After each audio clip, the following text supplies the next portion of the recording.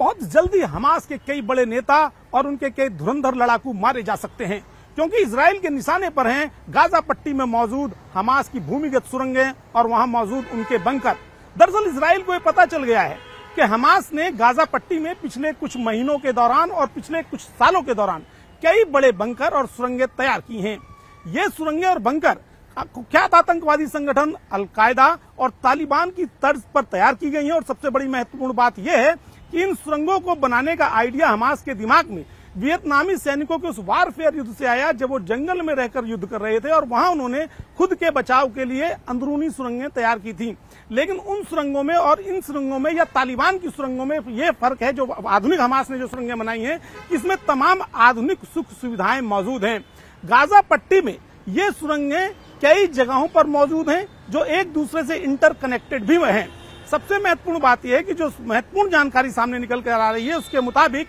Gaza पट्टी के कई ऐसे इलाके हैं जो इजराइल से जुड़ते हैं और उनके निकास द्वारों पर इन सुरंगों के मुहाने खुलते हैं। साथ ही ये जो सुरंगें हैं ये तमाम हमास की जो पोस्ट हैं जहां पर उनके लड़ाकू तैनात रहते हैं उन हमास की पोस्टों से भी जुड़ी हुई हैं। और सबसे और एक महत्वपूर्ण बात कि इन तमाम सुरंगों और बंकरों के अंदर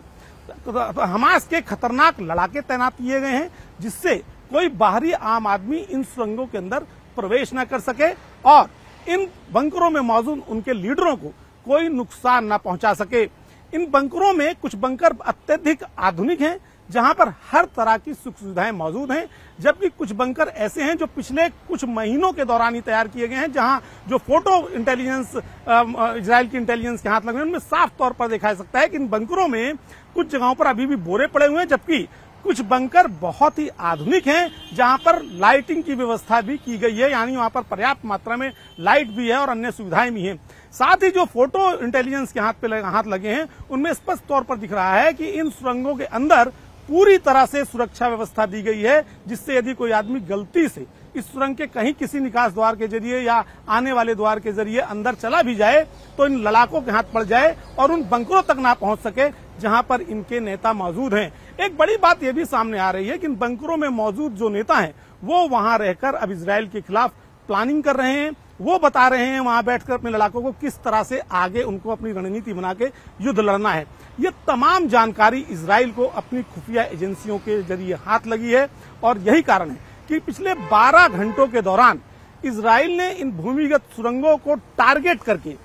हनोन इलाका जो गाजा पट्टी का है वहां पर टारगेटेड करके इन सुरंगों को टारगेट किया है 3 जगहों पर। हालांकि अभी तक आधिकारिक तौर पर ये सूचना नहीं आ पाई है कि इन सुरंगों पर जो हमले हुए हैं उस दौरान कितने लोग मारे गए, लेकिन बहुत जल्द ही गाजा पट्टी में मौजूद इन सुरंगों में इजराइल और बड़े हमले करेगा और बड़े पैमाने पर हमले करेगा, क्योंकि इजराइल की जासूसी एजेंसी को अब ये पता चल चुका है कि हमास के तमाम बड़े लीडर इन्हीं सुरंगों में मौजूद हैं और अब जो उनके द्वारा ऑपरेशन चलाया जा रहा है इन्हीं सुरंगों में मौजूद बंकरों के जरिए चलाया जा रहा है। लिहाजा अब इजराइल का पूरा टारगेट और उनकी पूरी सुरक्षा व्यवस्था उनके इन भूमिगत सुरंगों और बंकरों को भेदने में लगी हुई है और उनकी सबसे पहली कोशिश यही है कि किसी भी तरह से इन बंकरों को, इन भूमिगत सुरंगों को पूरी तरह से तहस नहस कर दिया जाए, टारगेट करके तहस नहस कर दिया जाए, जिससे उनके तमाम नेता जो वहां पर मौजूद हैं वो पूरी तरह से उसी के अंदर दफन हो जाएं। हो सकता है कि आने वाले कुछ ही दिनों में इन बंकरों और सुरंगों में हमास के कई बड़े लीडरों के मरने के समाचार भी सामने आए,